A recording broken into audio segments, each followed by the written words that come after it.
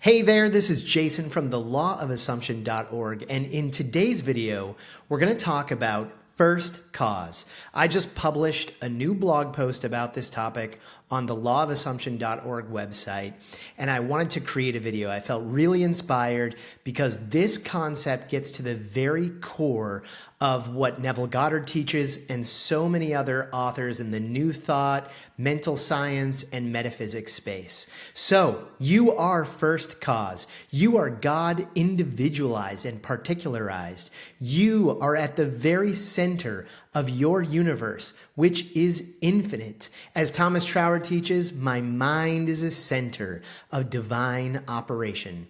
You direct your reality from within through your beliefs, your thoughts, your assumptions, your energy, and your state of being.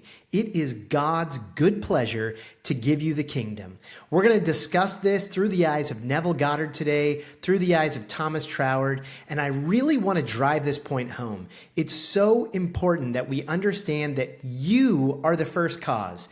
That means you have access to creation, to the power of creation. And the way that I frame this, because this is so powerful, Neville, of course, talks about creation is finished, this idea that all possibilities are here right now.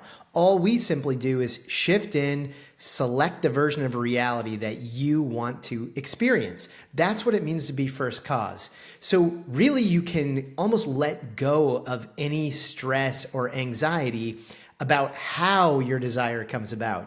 And understanding the concept, the principle of first cause, really is about looking at your life and understanding that what you're experiencing in front of you today, the conditions that are around you, these are secondary causes. It's a chain of what Thomas Troward calls secondary causation. If you have a chance, go and read Thomas Troward's Edinburgh lectures. You don't need to read all of it, but please do if you'd like. Read the section, the chapter called Causes and Conditions. This is where Troward, who really predated Neville by several decades, explains the concept of first cause. What really causes the things that are going on in your world? When you start to internalize this concept and really accept that it's true, that's when you can begin to empower your belief and bring light into your world. Bring the goodness that you want to experience, the success, the love, the health, whatever version, ideal version of your reality that you are manifesting. So let's dig into this. Let's look first at this powerful quote from Thomas Troward. Belief in limitation is the one and only thing that causes limitation. Really take a moment to internalize this. Often these kinds of quotes, they just sort of flash before us and we think they're cute or whatever, but listen to what Troward is telling you. Belief in limitation is the one and only thing that causes limitation.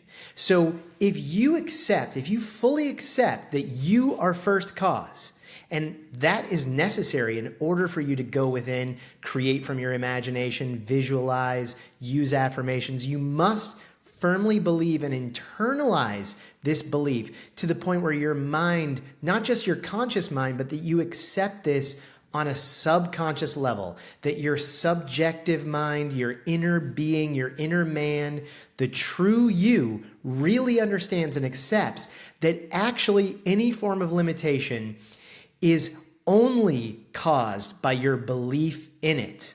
So what is a belief? A belief is a solidified thought. It's something that you've emotionalized within, something that you feel is real. You believe it in. So your belief in limitation, your belief in failure, your belief in lack of love, lack of money, lack of success, lack of health, all of those things are simply beliefs. That's where you're putting your attention, and of course, energy flows where attention goes. And Troward teaches us that if we want to experience the opposite of lack and limitation, abundance and success, then we must believe in that. You must take back your power as first cause and believe in this concept of abundance. And that will begin to shape and shift the reality around you. So let's shift now to Neville. And Neville tells us, call your desires into being by imagining and feeling your wish fulfilled. As the end is accepted, you become totally indifferent as to the possible failure. For acceptance of the end wills the means to that end. You know, Troward has a very similar quote. He says that to see and feel the end is to will the means, and therefore there should be no anxiety to any external results. There should be no anxiety within us. Once you've seen and felt the end, then you fully internalize that end and you begin to accept it. So once you accept it, once you believe in it, then you can become totally indifferent to any possible failure because you begin to truly internalize and believe in. You stop believing in failure. And of course, this is a great lesson from Bob Proctor, who is always reminding us that what is fear except faith in the opposite of what you want? What is failure except the fulfillment of your faith or belief in failure? So Neville tells us, call our desires into being. We call them. So Neville, of course, teaches that creation is finished, and all we're simply doing is selecting a version of reality. We're calling it to us, much like you might whistle to call your dog to you. You are whistling in one spot of your reality from within, or whistling from within your state, within your internal being, your inner being, and then your reality follows you like a loyal dog. So think about it. How are you calling your reality every day? Are you focused on the lack? Are you focused on what you don't have? Or are you calling your desires into reality by imagining and feeling your wish fulfilled? We'll go back to Troward now. Having seen and felt the end, you have willed the means to the realization of that end. So once we see it and we feel it, that is all it takes to will the means. Now, of course, I would take this a step further, that you must believe, that you must truly believe that this process works, which again takes us back to this concept of first cause. Once you believe that you are first cause and you accept that, then you know that you can shape and shift your reality from within yourself. Then you can begin to identify the true reality as what you're creating on the spiritual plane, understanding that the spiritual plane is what shapes this place, this 3D reality that we experience. And if we go within, we change our thinking patterns, we change our state of being, we change the thoughts that we're emotionalizing within, and we experience a new state of being. Back to Neville, who says, you are the operant power. This law does not operate itself. I love this concept of the operant power. You are the operant power. I almost really prefer this over the concept of being a creator. If what Neville says is true, that creation is finished, and this concept makes a lot of sense given what we know about quantum physics, quantum mechanics, it makes sense that really all we're doing is focusing on versions of reality and then they manifest. So as the operant power, our job is to operate this process. The law does not operate itself. When we shed light on what we want, we focus on our good, then the good manifests. You know, Troward talks about how if you walk into a dark room and you bring a candle into that dark room, you are bringing light to the room. And light or good is the only thing that exists. There's only one power, and it is good. But as soon as we remove that light, the room gets darkened again.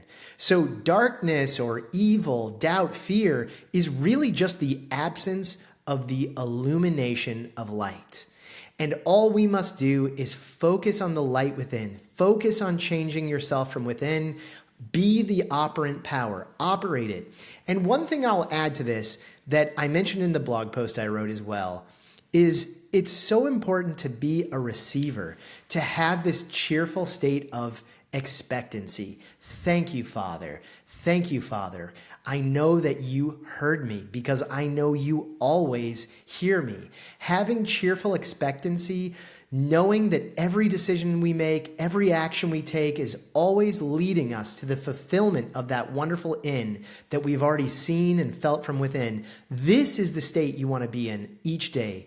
Because as Troward teaches, If we know, going back to this previous quote, that having seen and felt the end, that has willed the means to the realization of that end, if we really take him at his word and we believe that this is literally true, just as Jesus said, ask and you shall receive, seek and you shall find, knock and it shall be opened unto you.